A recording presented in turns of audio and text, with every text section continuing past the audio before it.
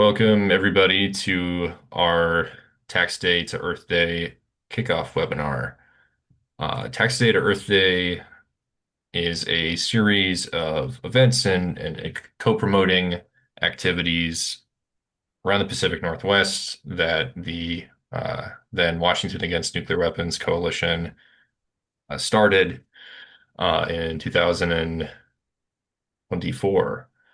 Um, this series of events is something that we are reviving this year. We are encouraging activists and organizers to take action, organize locally in their communities, and get people to speak out about the unprecedented U.S. military budget. $1 trillion was just passed, and now, if folks haven't heard, President Trump has proposed a $1.5 trillion military budget. This is an unprecedented increase, and it really warrants us coming together and taking action. So we're really grateful for the folks who are attending tonight, and we have two really excellent speakers, experts in the field, with us tonight, Lorah Steichen and Bill Hartung. Um, To start us off, I would like to introduce Lorah. Lorah Steichen is a research manager for the Transition Security Project, investigating military industrial complexes as economic, climate, and geopolitical threats. Lorah's research really dives into that, and I encourage people to check out the Transition Security Project. Uh, so, Lorah, off to you. Thank you. Hi, everyone. Nice to see you and be here today. Let me just get my slide deck going.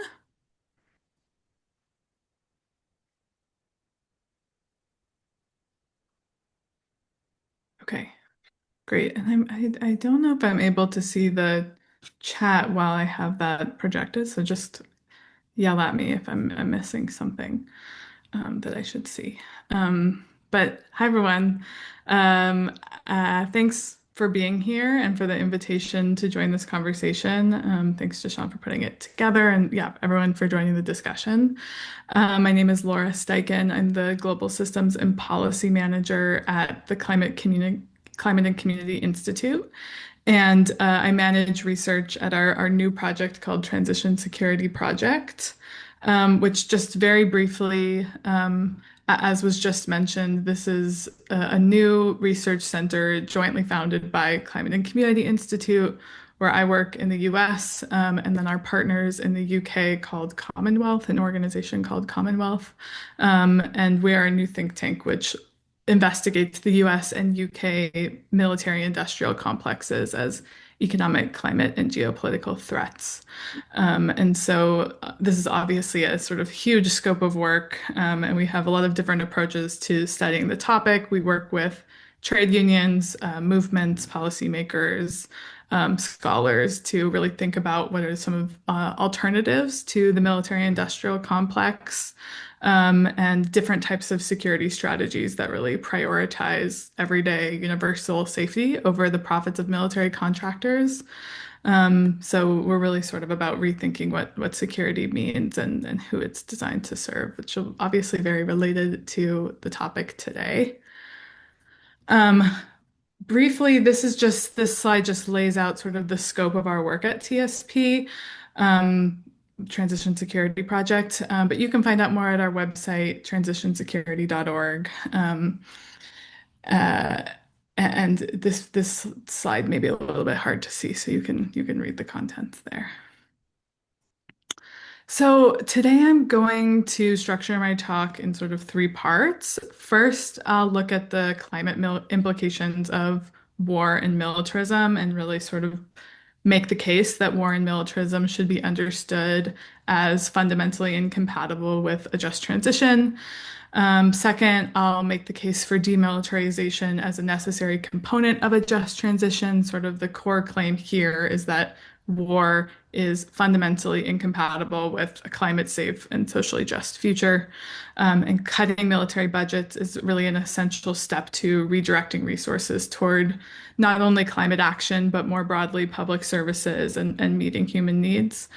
And then finally, I'll turn to the question of how we get there and consider like what a political strategy for this moment might look that like. And I'll sort of connect some of the conversations today to a broader framework that we are championing at Climate and Community Institute, which is a sort of working class climate strategy. So more on that at the end. So I want to again start by reinforcing that we should really understand war and militarism as defining features of the extractive economy or the economy that we have now that's really causing climate change and broader ecological crises. And I won't spend too much time like going through this graphic, but it's one of my favorites, so I always have to share it. It's from a zine from an organization called Movement Generation. The information is at the bottom of the slide, and I'm happy to share after the talk. But I really like the way this graphic situates militarism as really a defining pillar of the extractive economy and sort of situates militarism within the extractive economy and also frames the sort of concept of a just transition, not as just the conversion of jobs or energy sources, which is, of course, a part of it, but sort of a broader structural transformation that includes a transition from, governance system ruled by militarism to deep democracy. So I kind of just want to ground this talk in the ideal and the sort of vision of this just transition framework that this great group movement generation has structured.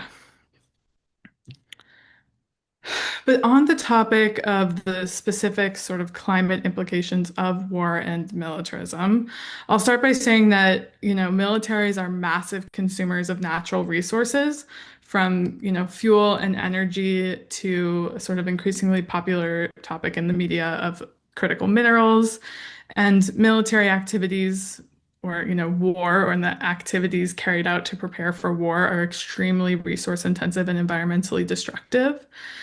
And we should really understand ecological devastation and destruction, not just as a byproduct of war, but a sort of central feature of militarized violence that really unfolds across space and time. So, for example, if we look at the sort of full life cycle of a weapon system, we see a very consistent pattern of harm across every stage of the supply chain and sort of life cycle, for lack of a better word, of a weapon. So from raw material extraction to manufacturing and testing to the deployment of weapons, which obviously destroys landscapes and communities, and even disposal practices such as burn pits. We really see long-term pollution and intergenerational health impacts at every stage. And so environmental damage caused by war and military technologies really begins long before a weapon is ever used and really continues after a conflict ends. And so while the effects may be most visible in war zones, their consequences are very global and, of course, persist for decades beyond active warfare and intergenerationally beyond the sort of communities that are on the front lines of a conflict. And thinking about the implications of greenhouse gas emissions is probably a clear way of thinking about the implications, the environmental implications of war persisting across time and space. So the US military has played a really foundational role in building and protecting the global fossil fuel economy that has created the climate crisis, the transition from coal to oil in the UK and US navies at the turn of the 20th century really spawned like massive and consistent demand for oil. And each country's foreign policy really shifted to meet this demand. And of course, we see that these militaries continue to play a significant role in sort of protecting the global fossil fuel industry. of course, focused on present conditions today, war and military activities that support war making continue to be wrapped up in this fossil fuel economy, but are at the same time, and this is changing quite a bit in the last few years, but still continue to be, at least in terms of public knowledge, this is changing, and sort of underaccounted for source of global greenhouse gas emissions. So globally, militaries are responsible for about 5.5% of global greenhouse gas emissions. For context, that's about double that of commercial air travel. And this is like most certainly a conservative estimate. And most certainly an underestimate, especially when you account for sort of the emissions associated with weapons supply chains and associated with post-conflict reconstruction. Those are almost never accounted for in the efforts that folks have done to calculate the carbon blueprint of militaries. So, the militaries are very intimately connected to the fossil fuel economy is the main point here. And it's important to sort of underscore like just how carbon intensive the US military is in particular. It's the largest institutional consumer of oil in the world and emits more greenhouse gases each year than many entire countries, largely due to like just the sheer scale of global operations, right? So most of these emissions come from everyday activities, which sort of, you know, the vast network of overseas, some 800 overseas bases that the U.S. military maintains, the supplying and staffing that these sites require, the sort of enormous logistical systems to move materials, food, fuel. This has a huge sort of environmental imprint. And then the weapon systems themselves, namely jets, consume massive amounts of energy. So together, these sort of operations make the military a major and very persistent source of carbon pollution. Looking specifically at the sort of graphic on this slide, if you can see it, I know Bill's going to talk more about sort of the military budget and military spending, so I won't get too into the weeds there. But as was just mentioned, the Trump administration recently made a request for a very staggering $1.5 trillion Pentagon budget. And according to an analysis by my colleague Patrick Bigger, if this budget was to be enacted, it would result in some 267 megatons of carbon pollution. And to put that into context, that amount of pollution is roughly equal to the annual emissions of the Philippines, just below that of Spain. So if the US military were a country, its emissions would be the 32nd largest emitter on Earth, right? So it's quite significant in terms of just the carbon emissions coming out of US military operations alone. At the same time, military emissions are largely excluded from international climate accounting. So things like the Paris Climate Agreement do not require countries to report emissions being produced by their militaries. Reporting is voluntary. Many countries report nothing at all. When data exists, it's usually incomplete. And like I said before, really only captures a fraction of the impact. And again, like I said before, emissions are just one part of the story, right? So from extraction and manufacturing to deployment and disposal, military industries and militaries themselves really leave a trail of destruction at sites around the globe. So taken together, this sort of very quick and broad overview of the environmental and climate implications of war, the sort of question is, what does this mean for those of us that are trying to pursue this vision of a just transition that I shared at the beginning, when militaries are both major emitters and also major drivers of all kinds of ecological harm. And so this sort of brings me to the next part of my talk, which is really thinking about demilitarization as a key condition for a just transition. This really means understanding war and militarism as a major barrier to environmental and climate justice, and really linking efforts to shrink the war machine to efforts for climate justice and ecological well-being, and just human well-being. Addressing the climate emergency really requires confronting militarism and state violence more broadly. Of course, that $1.5 trillion military budget does not account for the other types of state violence that is also carbon intensive and extremely harmful to communities, such as militarized immigration enforcement.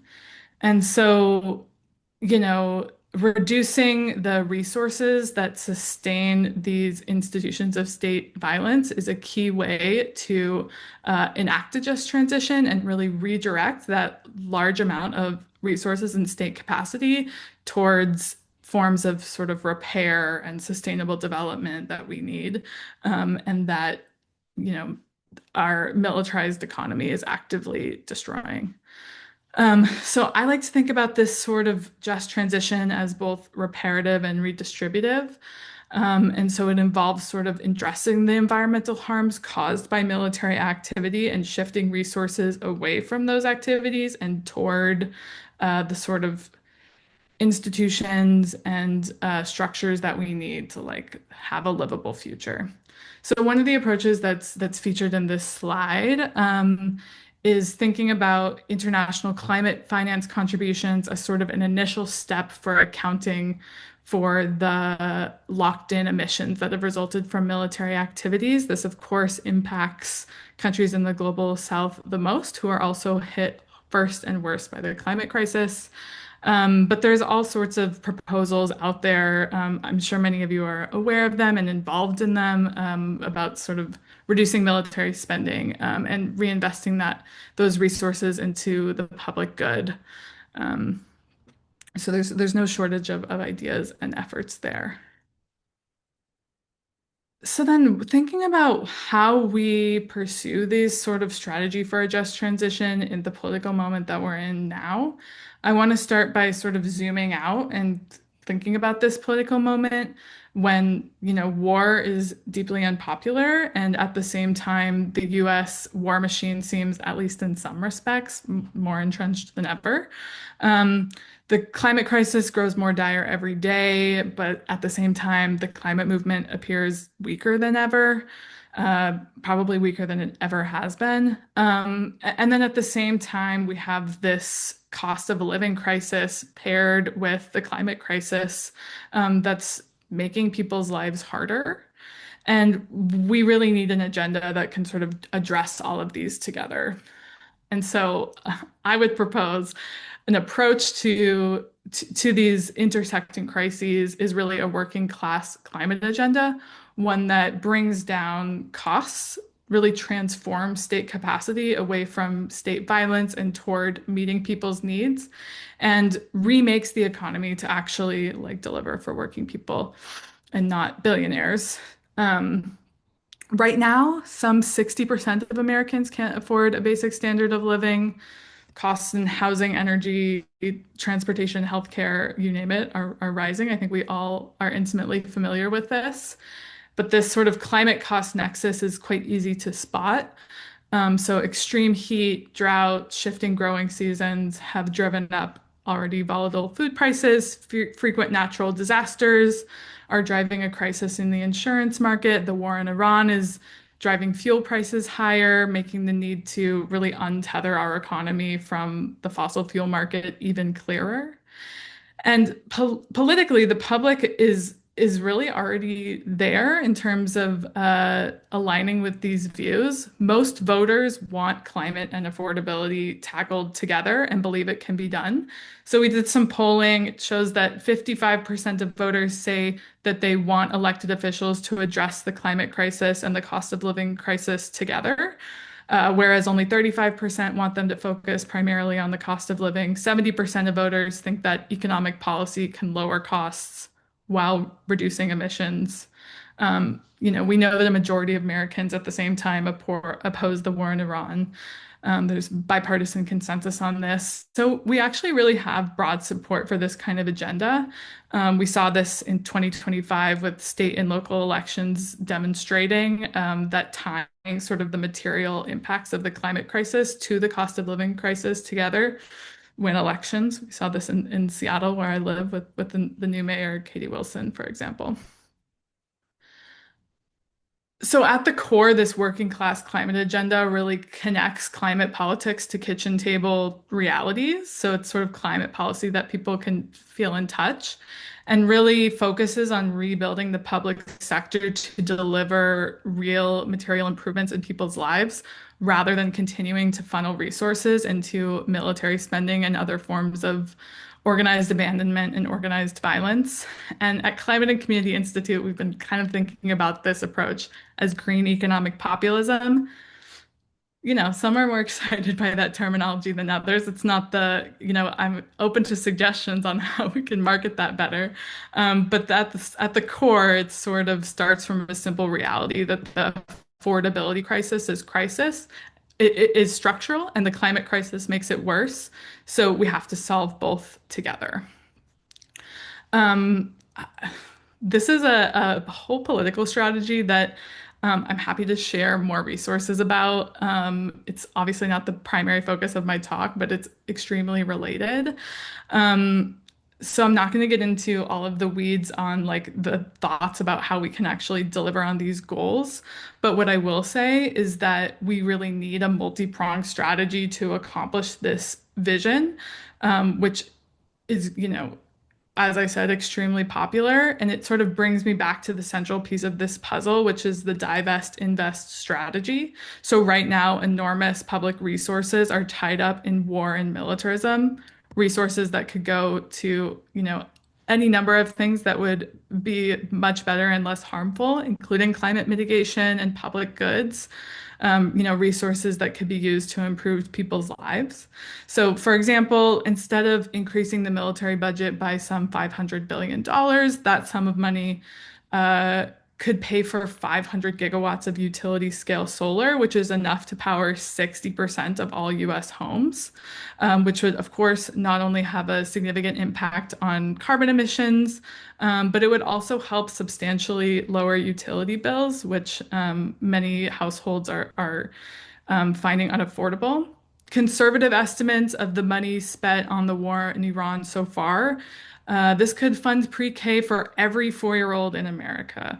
Of course, you know, many of us know that childcare is extremely unaffordable in this country.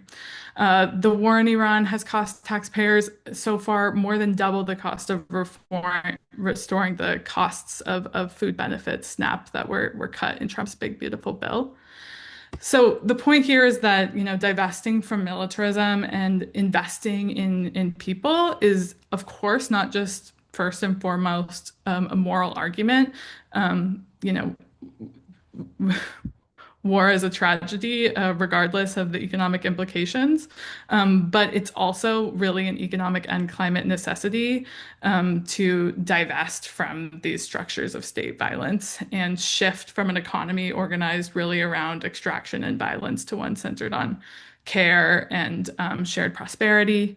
Um, we know, for example, that every dollar invested in the military budget creates less jobs than federal dollars that go towards energy efficiency, care sectors such as healthcare, right? So there's all sorts of ways that we can frame the necessity of cutting the military budget also around meeting all of these core human needs that so many in this country are struggling with. And so I'm sort of making the case to thinking about cutting the military budget as a part of a broader green economic populist agenda that really promotes policies that divest from terror and invest in sort of goods that build true security. Happy to share more about that strategy if anyone is interested. I know I went through it quite quickly, but I also talked at you for a long time, and I'm really sorry to say that I'm not going to be able to stay for the rest of the remarks, but I did put my email on this slide, and maybe Sean can send it around after. I'm happy to follow up with folks individually or answer any questions over email since I'm not able to stay. But thank you for listening, and I hope it was helpful in some way.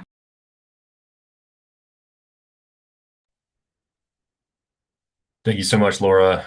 Um, and I'm pasting Laura's email in the chat for folks. and I recommend checking out her writing at Transition Security Project. This is exactly what Tax Day to Earth Day is about, is this idea of, we need to move away from war and invest in, you know, what'd you call it, working class, green populism. That sounds like a good plan to me. Um, yeah, virtual round of applause. Thanks, everyone. And you're in for a treat. I'm sure Bill will have brilliant remarks to share. And I'm sorry I'm missing the remarks from the organizers, so I'll have to follow up after, Sean. But thank you. Sorry to dash. All right, thank Thank you. you. Thank you, Laura. All right, next up we have William Hartung, uh, also known as Bill Hartung. Bill is the co-author of The $1 Trillion War Machine and a senior research fellow at the Quincy Institute for Responsible Statecraft, and also a part-time stand-up comedian. So, welcome, Bill, and we're really excited to hear what you have to say. Well, thanks. I know some of you from speaking to the book group, um, so it's great to see you again. In addition to my work at Quincy, I'm actually a fellow at Laura's Transition Security Project, as is a dynamite researcher Taylor Barnes, Stephen Semler, who does some of this budget work, and plus a lot of researchers in Europe who I'm just getting to meet. So I think it's a very important new project, also very new. And Laura and Patrick Bigger are doing amazing work. So that's always encouraging. Well, 1.5 trillion. Uh, when Ben Freeman and I were writing the book, we were figuring out the proposal in 2023 and got a contract in November 23. And we thought a trillion was going to be somewhere off in the distance, a few years off. So when the book came out, it was already over a trillion. And then Trump said, 500 billion more, which is really not possible to spend. I mean, a 50% increase in 1 year, that 500 billion is larger than the entire military budget of any other country in the world. Just that 500 billion, about 60% more than China spends all year on its military. And they don't have the factories, the workers, the plans to spend that unless they just engage in vast waste, fraud, and abuse, which is likely. Some of the Republicans on the Hill kind of couldn't swallow this, that it would be 500 billion in 1 year. So they said, oh, let's do it over 5 years, which is not dramatically better. I mean, part of Trump's thing is come in, with the big demand. And if you settle for less, you're still getting a substantial increase. And on the cut side, just barrages of cuts, just devastating cuts everywhere you look. Before the public bromance of Elon Musk and Trump subsided, as opposed to the money romance where Musk is still getting huge amounts of our tax dollars. The so-called Department of Government Efficiency, the DOGE, basically a bunch of 25-year-olds who work for Elon Musk went into agencies and cut stuff that they didn't understand, programs. They devastated the Agency for National Development. And, after it was on life support, all these articles came out and say, oh, by the way, millions of people around the world are being sustained by support from AID for clean water, for public health, for food and nutrition. It also has a more corrupt side. The contractors ripped them off. I mean, back in the days of the Central America War, they hid intelligence agents in AID. But there was an important core there that was helping people. And if they were actually cared about deficiency, they would have kept that. But they just dispersed with it. And they used to put out these savings numbers, which they had to correct every day because they were always wrong. And even by their own accounting, the Pentagon ranked 16th among agencies that they had gotten any savings at. Because Musk didn't want to mess with his future golden egg. I mean, they want to supplant Lockheed Martin and Boeing with Palantir and Anduril and SpaceX. And, so they don't want to reduce the money on the table. Um, and so the thing, and then this war, which I think Trump thought was going to be, you decapitate, you take the leader, you put in somebody that's going to work with you, and you're done. Within a day, it was a region-wide war, and Iran had been restraining itself somewhat in prior occasions to avoid escalation. But if you're going to kill their leaders and bomb elementary schools, bomb their hospitals, threaten to wipe out the face of the earth, of course they're going to fight back. And so, since they use missiles and drones, they can hit many targets. And the U.S. is blocking drones worth tens of thousands of dollars with cruise missiles worth $2 million each. Missile interceptors worth $12 million each. So the cost exchange doesn't really work. And these things, they can't really intercept everything that's being thrown at them. And most of the military bases in the Middle East, U.S. bases, people have evacuated the usual dorms, and they're staying on the periphery in shipping containers. And still, some of them have been killed.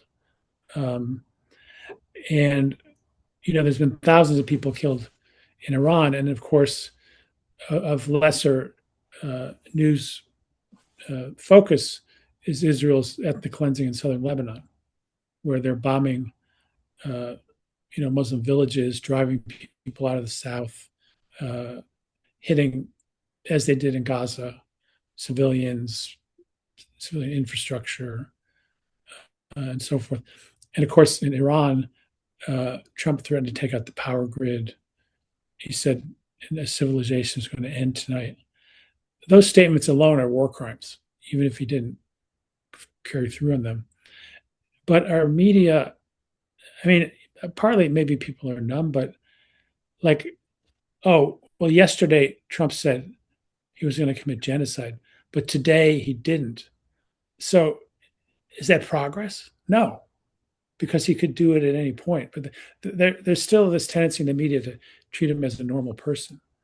But not only is he a narcissist, a neo-fascist, corrupt, but he's also psychologically unhinged. So all the usual drivers of war, profit, ideology, will to dominate, making things accommodating for U.S. corporations, has this added element of the erratic behavior of Donald Trump, which makes it harder to get your footing. And of course, Project 2025, basically their idea was just throw everything, all the bad stuff at once. And, Steve Bannon some years back said, well, it's like muzzle velocity. If we shoot 6 bullets at once and they block 2, 4 of them get through, And this year's budget, Stephen Semler, who's a great researcher and as I said, a fellow at Transition Security Project with Lorah, put out an analysis this week. If you look at the Pentagon and nuclear weapons and Veterans Affairs and ICE and military aid that's in the State Department, about 80% of the discretionary budget is spoken for if this goes through, which leaves 20% for everything else: job training, housing, public health. The Trump proposal would cut the Environmental Protection Agency and the Centers for Disease Control in half. Together, they'd get $8 or $9 billion a year for the whole year, less than the cost of the first week of the war on Iran. And yet, climate is ultimately a greater threat than these overstated military threats that they're building up to deal with. And public health, COVID at its peak was killing more Americans than any war, really, of the way back into the beginning of the 20th century. So there's things that we need to be protected from, and they are dismantling those protections. They're also going after education. So basically, they've whittled down our global tools to the military. And a lot of people in the military are not happy about this. There's an aircraft carrier stuck in the Mediterranean. There was a fire in laundry. The toilets got clogged, feces on the flight deck. And it's not clear if it's because they had them out much longer than they should have without maintenance, or if there was sabotage involved. But I know in my heart, and from people I've talked to, many of the troops being asked to do this do not want to be doing this. Just as the troops sent to LA or some of the National Guard folks. I think ICE is a different matter because I think they're literally trying to recruit people who take joy in killing other human beings. Um, so, if you look at the whole array of what they're doing, President Eisenhower said that the key to a safe, strong, secure country is a well educated, healthy population, an open political system, and some kind of national unity over what our role should be in the world. So they've basically kicked out all those other pillars except the military. And their idea of the military, Pete Hegseth he's a white nationalist. He's driving diversity, equity, and inclusion programs out of the Pentagon as if they're just arguments over language. But of course, the purpose of those programs, which was not obviously adequately fulfilled, was to fight racism, to fight misogyny, to fight sexual violence against women, to fight discrimination against LGBTQ people in the military. So he's expelling people, he's taking away the internal defenses against discrimination, and now we're going to have a military that doesn't represent America. And his idea of the military is not that they be loyal to the Constitution, but that they be loyal to Donald Trump, sort of like a palace guard. Uh, so, um, and the big ugly bill is cutting all manner of things that used to be off the table, and now this war is driving up gas prices and food prices, and uh, you know, uh, it's hurting Trump's own base in a significant way that had been yet to happen. As well as, I mean, if I was running a commercial business and my government was insulting our trade partners, posing arbitrary tariffs, threatening to occupy them like Greenland or absorb them like Canada, um, and also keeping out immigrant workers, both at the elite and working class levels, it makes it harder for them to do business. But they're not going to say that because they're bending the knee to Donald Trump, just as some of the major law firms, some of the universities. Uh, and I think there's a fear factor that he's not rational. You don't want to be his target. But we're past that.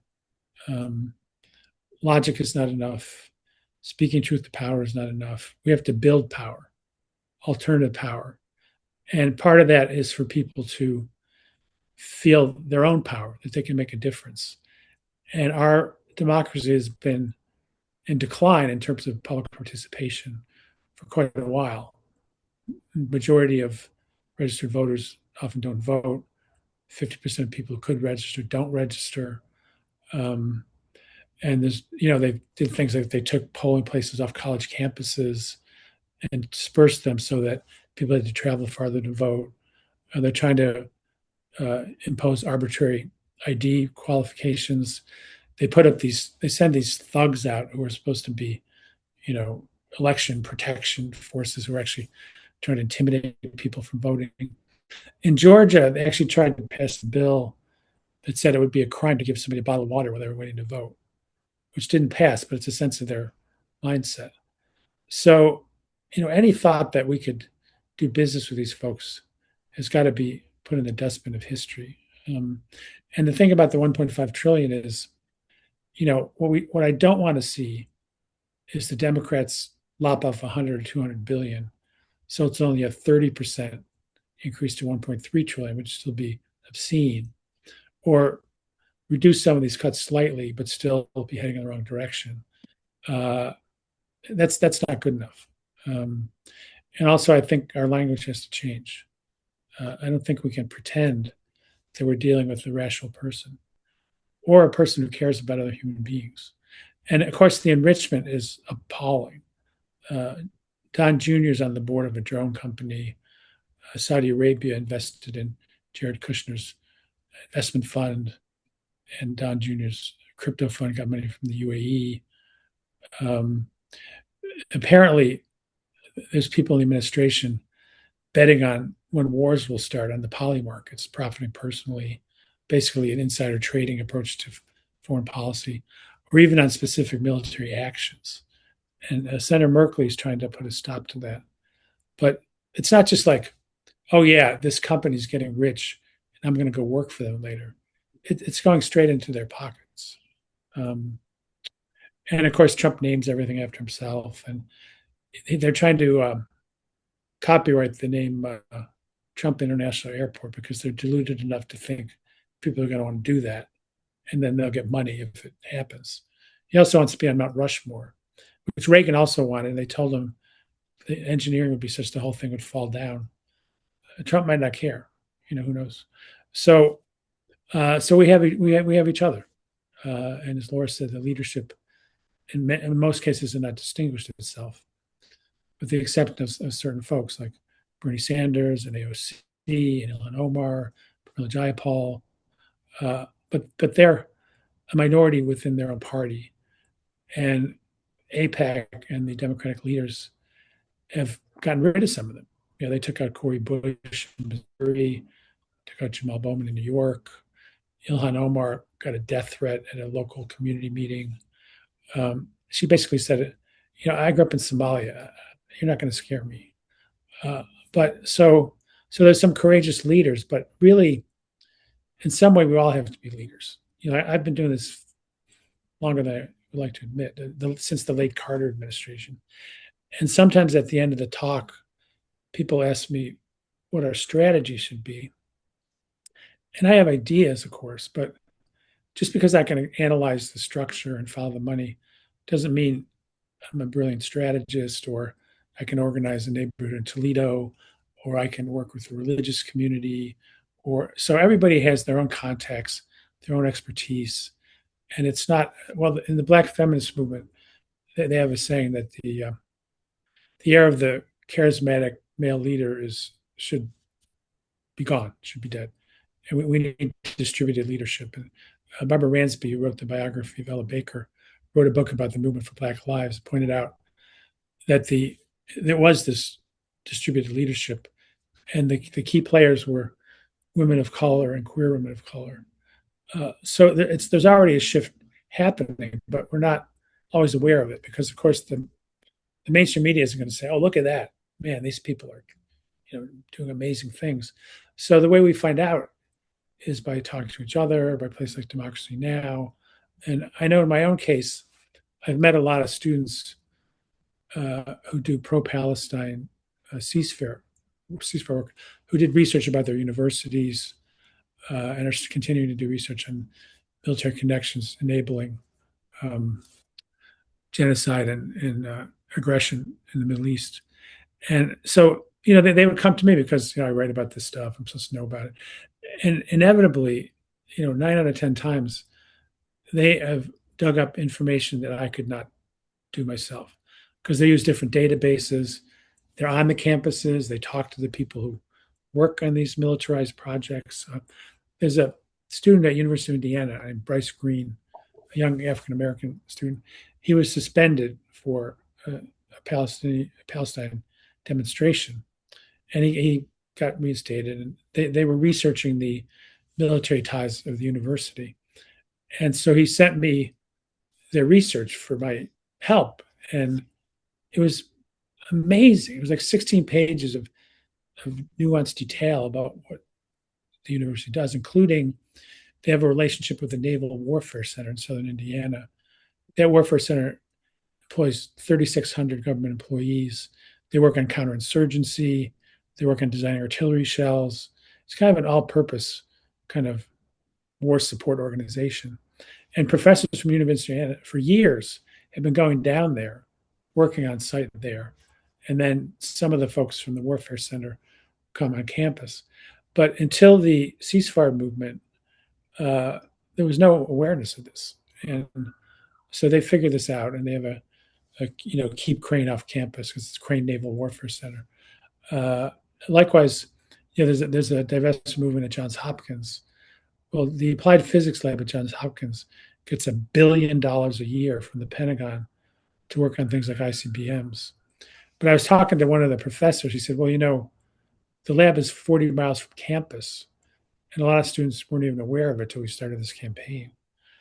Or if you went to Berkeley and you bumped into a student on the quad, and you said, "Did you know that your university is involved in managing two nuclear weapons laboratories?" Majority of them would probably say no. Um, so there's all these things embedded in our society that tilt us towards militarism. The militarization of entertainment, the gaming industry, and in gaming, they've been hiring gamers to be drone operators because they said, well, they're multitaskers. This is perfect for them. And the Army has an esports team that competes with civilians, which is their biggest recruiting, most successful recruiting tool. They even consult gamers on how to design the controls of the drones. And a lot of the folks who are supporting Peter Thiel and Elon Musk have had very amazing journeys from being, kind of new age, but then anti-vaxxer, and then keep the government off me, to being fascinated with space and only knowing about Elon Musk launching satellites, not all of the terrible military stuff he does. So it's it's a lot to be dealt with, and of course they're interpenetrated into the government. J.D. Vance was groomed in Silicon Valley. Pete Hegseth just announced they're going all in on artificial intelligence to run the army.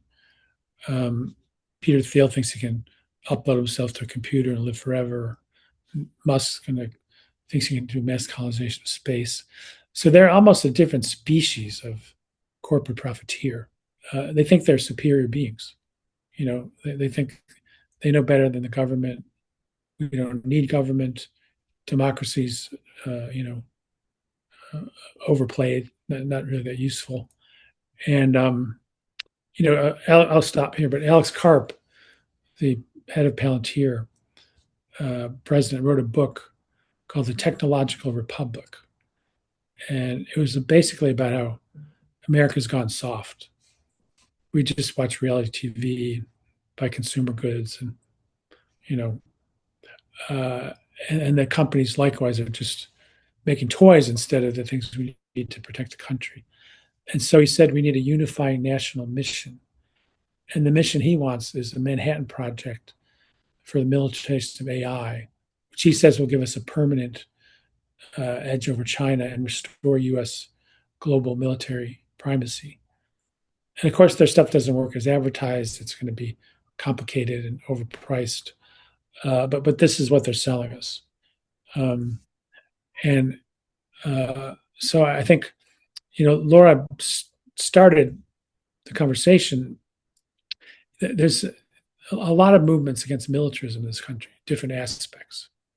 Militarization of the budget, the nuclear weapons buildup, militarization of the border and the police, the military style, prison complex, ICE, of course. And we haven't always worked in concert. We're overwhelmed working on our immediate issues. And so we need to try to change that. But you can't change it by going to somebody who's trying to protect their kid from getting shot on the way to school. So work with me on this thing. It's more important. It's more that we need to spend more time together to build relationships, to understand where each of us are coming from, so that when there's a particular emergency, it can be all hands on deck. And we have to be tolerant that not everybody has the same view of the world, not everybody has exactly the same priorities. But there's job one is to protect our democracy and end endless wars and build a society that would work for our children, grandchildren, generations to come. And there's got to be some joy in the struggle, because if it's a long struggle, you need that. I mean, in the civil rights movement, they'd fill up the jails and they would sing freedom songs to the point where the guards were like, "Get these people out of here." In the anti-war movement, you had the bread and puppet theater, you had all manner, you had, the folk movement, and And there's things like that now, but it's different because our media is dispersed, people are dispersed. So you need a cultural kind of ecosystem that serves the needs of all different kinds of diverse folks and addresses all kinds of diverse issues. And a lot of that is happening, but it's hard to keep up with. And so, and I guess the last thing is a lot of people are paralyzed because this horrible things happening day after day, hour after hour, a government that doesn't seem to care to observe the law and that speaks not just hate speech, but genocidal speech. Uh, People are, well, they're numbed, they're scared, uh, they're confused as to what to do next. And there's no like great answer except we have to act. And in motion, we will adjust, we'll come up with strategies. And of course, if people join an organization that's part of a larger movement, then they've got support. They've got somebody helping determine the agenda. Whereas if what you're saying is, I personally cannot change this, well, that is absolutely correct. But the point is, as a society, if we work together in a way really that we probably never have before, we can stop all of this.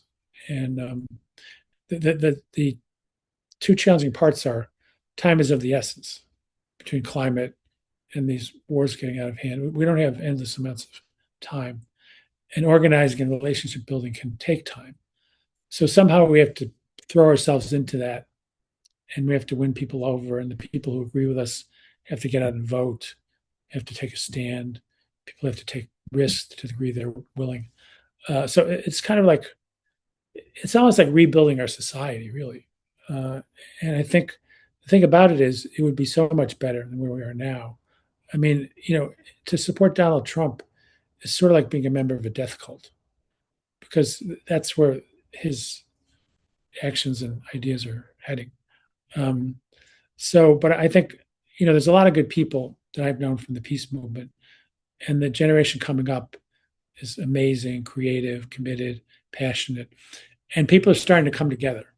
There was some of the researchers who did the original work about universities during Vietnam, like Michael Clare, Mike Locker, Joel Andreas, are working with students in the ceasefire movement. I'm kind of a little bit in the middle. Vietnam folks were a little older than me. Ceasefire uh, people are probably one third my age. But instead of what too often happens, the old folks lecture the young kids. Young kids say, "Oh, those people are stupid." We're coming together. We're working together. We're learning from each other, and that's what it's going to take if we're going to turn this around. So um, I would not be discouraged, even though that objectively is a fair thing. I would be angry. I would be motivated. I would be reaching out broadly to show solidarity with my fellow human beings. I would be trying to create spaces where we can refresh and enjoy each other, as well as spaces where we're going to have to fight a very serious fight. And nothing's guaranteed. But the point is, fighting back is taking a stand for humanity, and backing down is letting the inhumane structure determine our future. So there's not really a choice. The only choice is how to proceed. And I'm kind of preaching to the converted because you all have been active and probably for a good amount of time. But we have to be welcoming of other activists, and we have to learn from the younger generations and have an exchange to figure this whole thing out. And uh, I have faith that is possible. Otherwise, I'd probably be rolled up in a little ball over across the room there. So that's I may have gone on too long, but that's sort of how I see where we're at.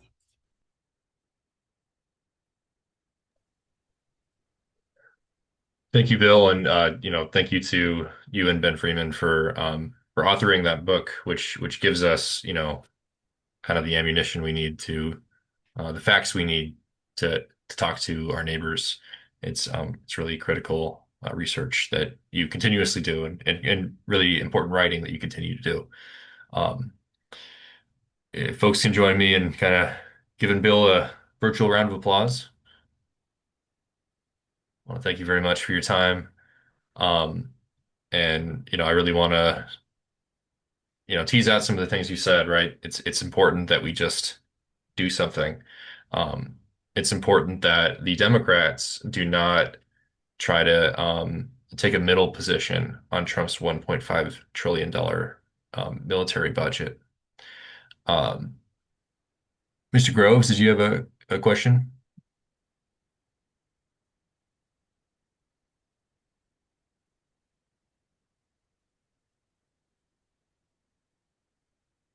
Uh, all right. I think you wrote a couple questions in the chat, but if you want to unmute, that'd be great. But I'm gonna keep rolling. The first thing I want to say is whether or not you've already contacted your members of Congress, whether or not you think it'll work. We want to take a minute to just ask everybody to do so. So I'm putting a link in the chat where you can really quickly find your two senators and representative and let them know that you do not support uh, another dime for this war budget. If we go back to what Laura said, right, um, more money equals more carbon in the atmosphere. There's a direct correlation. The second thing I want to point out to folks is our toolkit. So folks who are participating in Tax Data Earth Day, this is going to have talking points, tips on how to contact your local media, and then flyers and handouts. So different things that you can utilize to get the word out. And then the last thing that I will draw people's attention to is our event page. So to see some of the many events that are being organized by people on this call, you can go to nwanw.org/tax day to Earth Day. We have 10 or 11 events up there. But to tell us directly about some of the things that people are working on, we do have several of the organizers on this call. Um, and I want to invite a few of them to share a little bit about who they are and what they're organizing. And Richard, if you're ready, I'd like to start with you.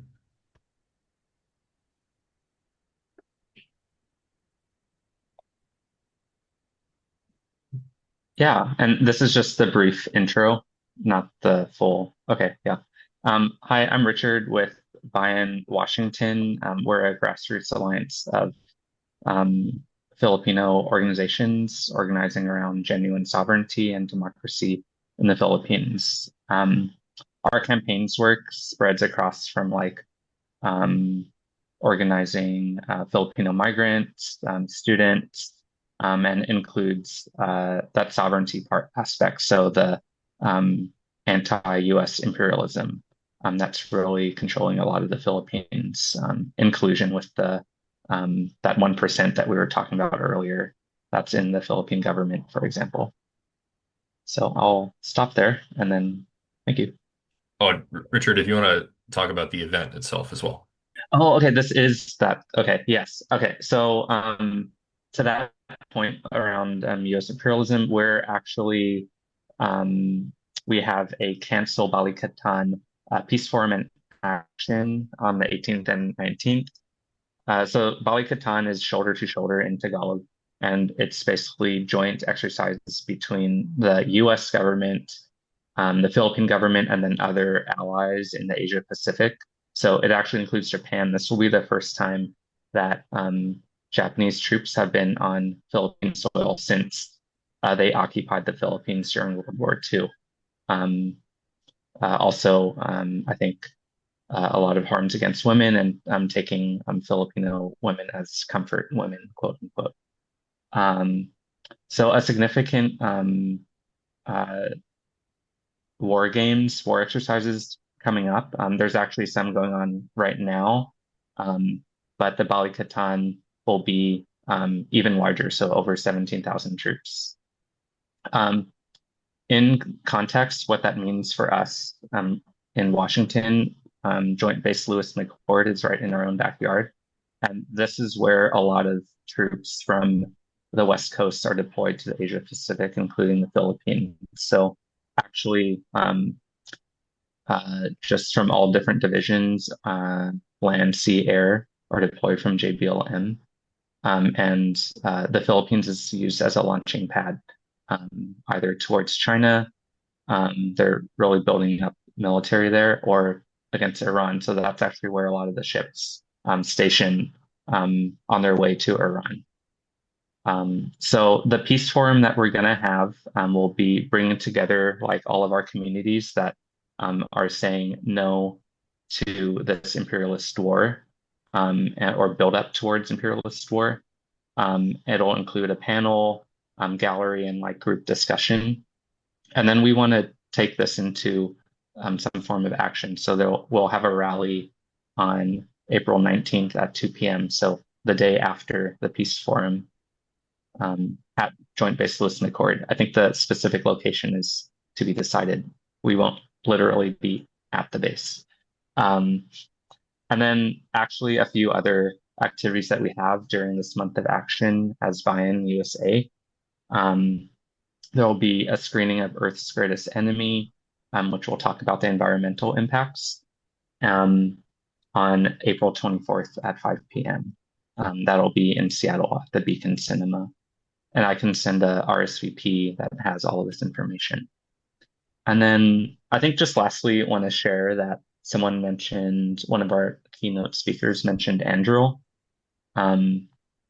They're located in like Lake Union.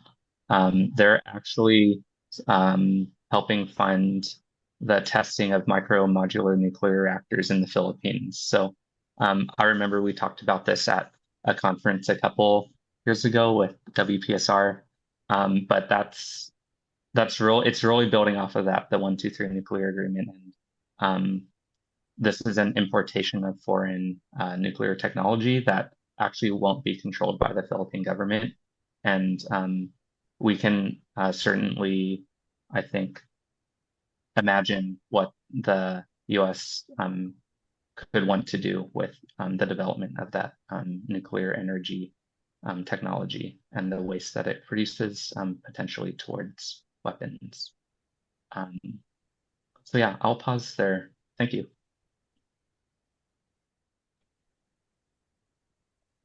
Thank you, Richard. And yeah, didn't know Anduril was here. I hate them because they are ruining cool things from Lord of the Rings with their name. Um, let's see. I think Beth was going to join us and wanted to share that there is a rally in downtown Seattle this Friday, April 17th, starting at 11:30 a.m. Beth is with an organization called Earth Care, Not Warfare. And there will be people speaking about opposing this giant military budget there. Let's see. Tara, would you be able to share a bit? We're a bit ahead of schedule. Yeah. I'm Tara Huey from the Sound Defense Alliance, and we're a nonprofit coalition based out of Whidbey Island, advocating against the harmful impacts of the Navy's EA-18 Growler jets. These are some of the loudest jets in the world, and they impact over 7 counties across Washington. And so our work is to mitigate the growler jet noise issues and try to protect our communities, environment, and endangered species from their impacts. So, I also wanted to note that there are over 118 growler jets all stationed at Naval Air Station Whidbey Island, and a few of these jets were used in Venezuela and they are now in Iran. Each jet costs approximately $67 million. So this is a huge impact on the spending and all of our communities across the country and across the world. So for our Tax Data Earth Day event, we're also doing a screening of Earth's Greatest Enemy, which is a film by Abby Martin about the world's biggest and most unaccountable polluter, the US military. So we will be doing our screening on Whidbey Island at the Clyde Theater. It's on the south end near the ferry. And it will also include a 45-minute live Q&A with Abby Martin, the film director, after the event. So it'll be very special to have questions with her. And yeah, we'll just get to talk about the impacts of our military right here in Washington. The film actually mentions the Growler jets on Whidbey. And so it's great to see that all tied together. But I really appreciate everyone putting all these events together for Earth Month. Thanks. Thank you, Tara and the Sound Defense Alliance. I think, let's see, I think we were going to have somebody from Seattle Anti-War Coalition speak, but I don't see Mary Patterson. Um, so yeah, Guli, if you're ready, we'll have you go next. Yep. Hi. Sorry for late. Is I had this audit at work, so I'm kind of late. Yes, I just kind of is upload this information. I'm Gu from Seattle Evergreen Coalition, this local Korean American Progressive Group, and also KPNGM for this Peace in the Korean Peninsula, and also steering committee at this Northwest Against Nuclear Weapon Coalition. So kind of is Korea is Korean Peninsula is a kind of existential kind of is a nuclear threat. So since it's a Russia-Ukraine war and then Israel and Palestine now is expanded to say Iran and US. Then it's so North Korea is already had nuclear weapons. And then also one of novel is a couple of years ago from Anna Jacobson. North Korea is launched nuclear weapon to the US. That's the starting point. But last couple, it's maybe 2024, so Russia and North Korea had this mutual agreement for their national defense, automatically engage in this combat and then war. So that's a real kind of a huge threat. So that's why kind of we keep working against these nuclear weapons. Part of that is about 13% of hibakusha from Korea. So we had this kind of two delegations from 2023 and 25 last year, and this year again we will have a third visit. We will have two Korean Hibakusha, one from first generation and second generation together, and also we will have four Korean delegations who prepared IPT, is International People's Tribunal in Korea this November to hold the US accountable for dropping a bombs. So this year, basically the event will be mainly focused on testimony of Korean Hibakusha and introduction for this kind of international tribunal in Korea this November. So very kind of meaningful event, kindly kind of supported by Louise. So we will have this event and a University Friends meeting in Seattle on is April 21st from 1 through 3 p.m. And after that, probably we're heading to the Ground Zero Center and have some kind of meeting, also testimony there. And also for Korean Americans in our region, this we will have special Korean session as well. So please kind of check up and look up this the flyer, the link, and please join. And there's a RSVP link and also donation for the IPT as well. Thank you. Oh, also it's lunch and English translation will be provided. Feel free to join. Thank you, Gu. Yeah, very special to have Korean atomic bomb survivors coming here. So much appreciation to all your organizing on this. Um, yeah, I still don't see Mary, so I think we'll go at, oh, actually, I think she just came on, maybe. yeah, Julia is here.